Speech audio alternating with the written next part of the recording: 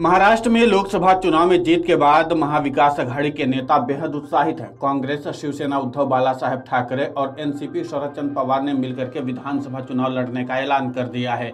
दूसरी ओर एनडीए गठबंधन महायुति में अजीत पवार गुट, शिंदे गुट और बीजेपी में सीएम पद को लेकर के सियासी घमासान मचा हुआ है। सीटों के बंटवारे को लेकर के भी महायुति की पार्टियां अपनी अपनी अलग अलग मांग रख रही हैं। दूसरी ओर एनसीपी शरद चंद्र पवार के प्रमुख शरद पवार ने गुरुवार को शिवसेना के नेता उद्धव ठाकरे और कांग्रेस के नेताओं के साथ बैठक की। उन्होंने कहा कि हमने तय किया कि हम मिल करके चुनाव लड़ेंगे। दूसरी तरफ देश के प्रधानमंत्री नरेंद्र मोदी थे। शरद पवार ने कहा कि उन्होंने महाराष्ट्र के 18 दौरे किए, जिन 18 जगहों पर गए उनमें से 10 सीटों पर उनका उम्मीदवार हार गया। शुक्रवार को दिल्ली जाने पर उन्हें बताऊंगा कि आप जहां जहां गए वहां आपके उम्मीदवार हारे हैं। महाराष्ट्र विधानसभा चुनाव के लिए अब ज्यादा जगह पहुंचिए, क्या होता है वह हमने देखा है। प्रधानमंत्री कई जगह गए, मेरी गारंटी कहने लगे, गारंटी कुछ नहीं चली। 48 सीट में से हम 30 सीट जीत गए।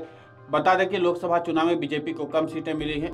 उस हार की जिम्मेदारी लेते हुए उप मुख्यमंत्री देवेंद्र फडणवीस ने पद छोड़ने की इच्छा जताई थी। हालांकि पार्टी नेतृत्व ने उन्हें उप मुख्यमंत्री पद पर बने रहने के लिए कहा था। इसके बाद महाराष्ट्र बीजेपी नेता ने दिल्ली में केंद्रीय नेतृत्व के साथ बैठक की। बैठक में उप मुख्यमंत्री देवेंद्र फडणवीस, प्रदेश अध्यक्ष चंद्रशेखर बावनकुले, मुंबई अध्यक्ष आशीष शेलार, पंकजा मुंडे, मंत्री सुधीर मुनगंटीवार और केंद्रीय मंत्री पीयूष गोयल के साथ भूपेंद्र यादव और अश्विनी वैष्णव भी शामिल हुए थे। इस बैठक में राज्य नेतृत्व महाराष्ट्र में नियमित कोर कमेटी या राज्य संसदीय बैठक क्यों नहीं कर रहा है। सूत्रों ने बताया कि ऐसा सवाल सीधे तौर पर पूछा गया था। वहीं सूत्रों ने यह भी बताया कि प्रदेश नेतृत्व को चेतावनी दी गई है कि कोई भी अकेले फैसला न लें। दिल्ली में राष्ट्रीय नेतृत्व के साथ महाराष्ट्र बीजेपी नेताओं की बैठक में लोकसभा चुनाव और विधानसभा चुनाव के नतीजों पर विस्तार से चर्चा हुई है। लोकसभा चुनाव से पहले देवेंद्र फडणवीस को राज्य में मुख्यमंत्री पद के दावेदार के तौर पर देखा जा रहा है। हालांकि केंद्रीय नेतृत्व पार्टी के प्रदर्शन से खुश नहीं है, क्योंकि उसे सिर्फ 9 लोकसभा सीटें मिली हैं। इसलिए पार्टी आलाकमान ने आगामी विधानसभा चुनाव बिना मुख्यमंत्री के चेहरे पर लड़ने की रणनीति बनाई है। महाराष्ट्र बीजेपी अध्यक्ष चंद्रशेखर बावनकुले ने कहा कि मुख्यमंत्री पद पर फैसला पार्टी नेतृत्व सहयोगी दल करेंगे। हालांकि फिर भी बीजेपी बिना मुख्यमंत्री के चेहरे के ही चुनाव लड़ने जा रही। इस बीच कोर कमेटी की बैठक के बाद मुंबई नॉर्थ लोकसभा सीट से जीते केंद्रीय मंत्री पीयूष गोयल ने बताया कि पार्टी ने अक्टूबर में होने वाले विधानसभा चुनाव से पहले राज्य नेतृत्व में बदलाव नहीं करने का फैसला किया है। राज्य में लोकसभा चुनाव में बीजेपी कांग्रेस से पिछड़ गई है। विधानसभा चुनाव में बीजेपी के 100 से ज्यादा विधायक हैं, लेकिन लोकसभा में बीजेपी के पास 9 और कांग्रेस के पास 13 सांसद हैं।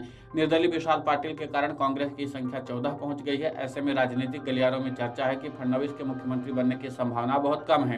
यहाँ पर देखना दिलचस्प होगा कि बीजेपी की तरफ से और क्या नई रणनीति अख्तियार की जाती है, क्योंकि जाहिर सी बात है कि आगामी विधानसभा चुनाव जीतना बीजेपी के लिए काफी महत्वपूर्ण है और बीजेपी इसके लिए काफी ज्यादा प्रयास कर रही है। इसीलिए एक बार फिर से काफी ज्यादा संघर्ष और बैठकों का दौर शुरू हो चुका है महाराष्ट्र में। वीडियो डेस्क कमरुजाला.com। अगर आप ये वीडियो YouTube पर देख रहे हैं तो हमारे चैनल को सब्सक्राइब करें और बेल आइकन को दबाना ना भूलें। अगर आप Facebook पर ये वीडियो देख रहे हैं तो हमारे पेज को लाइक करें।